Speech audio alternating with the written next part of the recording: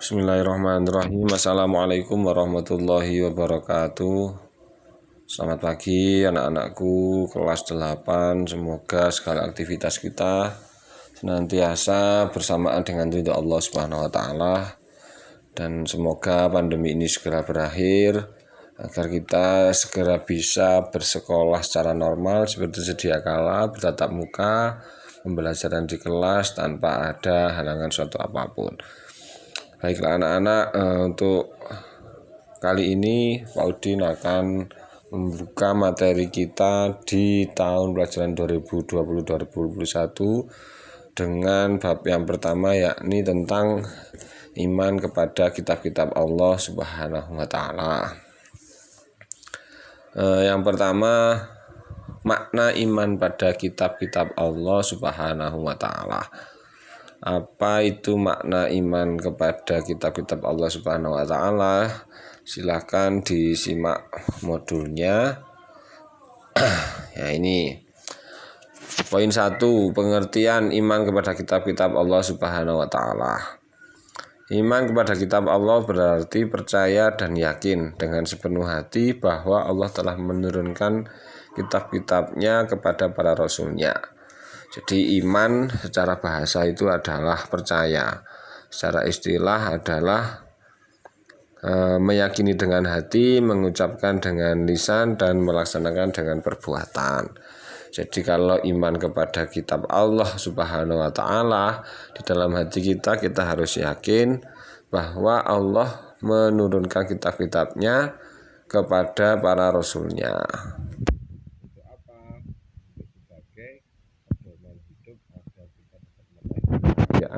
Di dunia dan di akhirat. Apa saja kenapa Allah menurunkan kitabnya? Karena manusia dikaruniai akal dan pikiran sehingga dapat mengkaji ilmu pengetahuan yang ada di dalamnya. Kitab-kitab Allah tersebut juga memberi jalan keluar terhadap setiap masalah dan kesulitan yang dihadapi oleh manusia.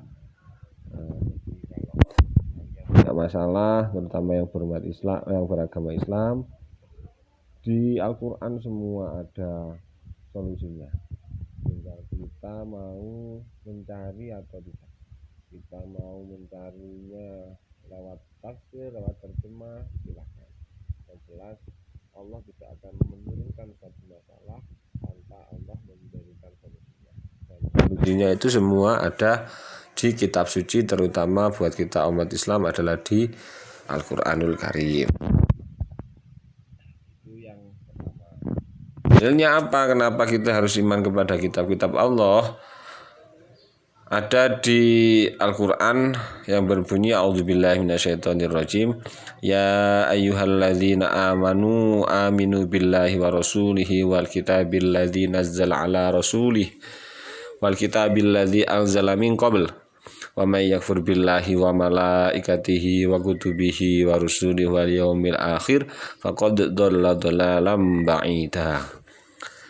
Yang artinya, wahai orang-orang yang beriman, imanlah kalian kepada Allah, kepada Rasul, kepada kitab yang diturunkan kepada Rasul kalian. Jadi dalam konteks ini kepada Rasul kita, yakni Nabi Muhammad Sallallahu Alaihi Wasallam.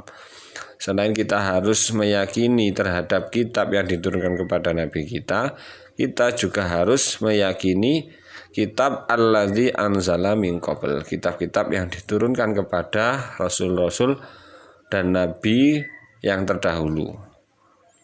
Dan barang siapa yang mengingkari kepada Allah, Rasul, malaikat dan kitabnya, maka benar-benar dalam kesesatan yang nyata.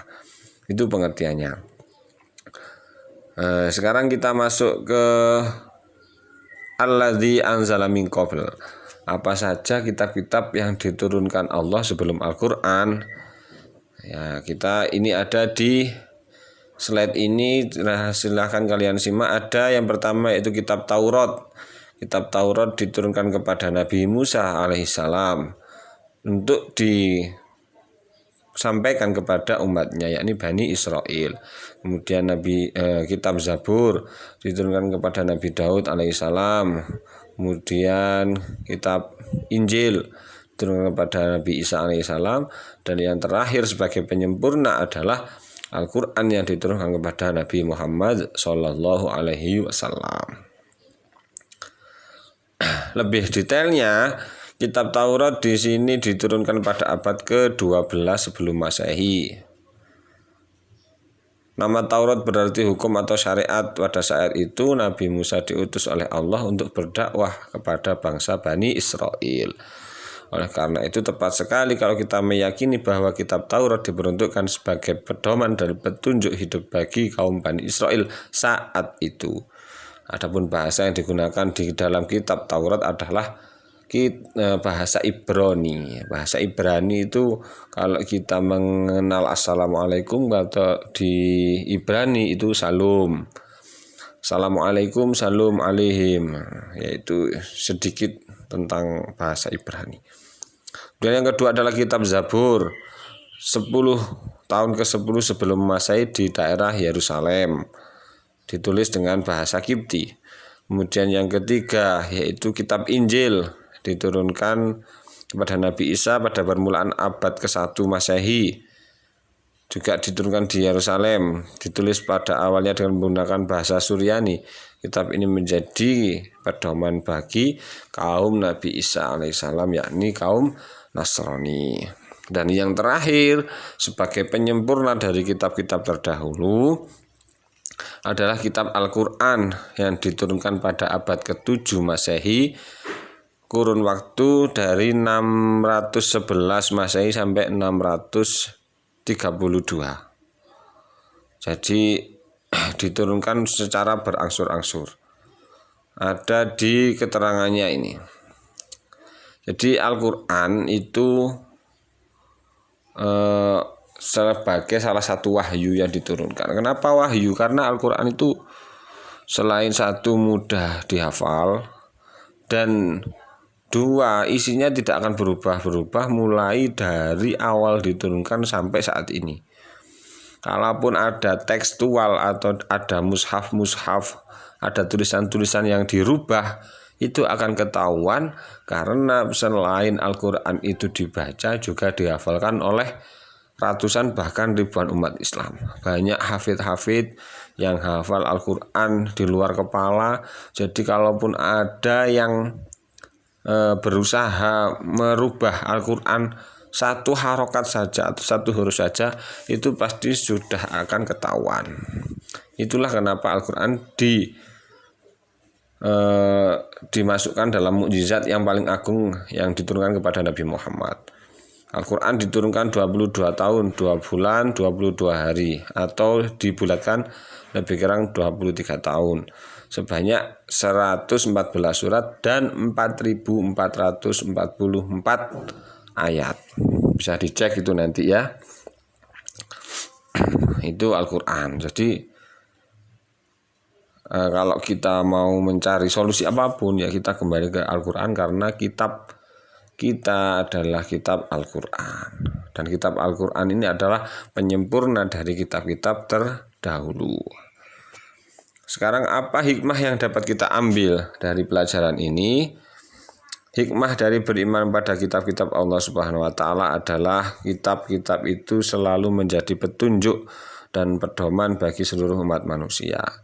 Kemudian akan memperkuat keimanan kita. Yang ketiga, akan menanamkan nilai-nilai toleransi. Jadi kalau kita betul-betul menghayati apa yang ada di dalam Al-Quran, kita akan mempunyai sifat toleran. Kita tidak mudah menyalahkan umat lain, karena semua adalah makhluk Allah. Meskipun kita harus tetap yakin bahwasanya agama kita adalah agama yang benar, Al-Quran adalah kitab yang paling sempurna, tapi kita tidak boleh mengingkari dengan ajaran-ajaran terdahulu, dengan kitab-kitab terdahulu. Itulah tanda kalau keimanan kita sudah betul-betul matang, iman kepada Allah, malaikat, kitab, Rasul, hari kiamat, dan qada qadarnya Allah. Nah, mungkin sekian dulu pembahasan dari saya. Kalau ada yang didiskusikan, monggo nanti lanjut di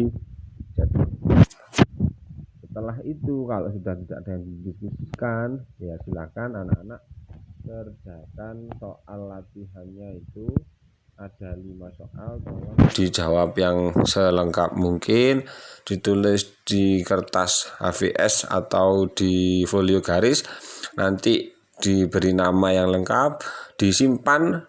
Sebelum disimpan, fotonya kirimkan lewat chat pribadi ke nomornya Pak Udin. Sekian anak-anak, semoga menjadi tambahan ilmu yang manfaat, barokah, amin ya rabbal alamin. Ada kurang lebihnya saya mohon maaf. Assalamualaikum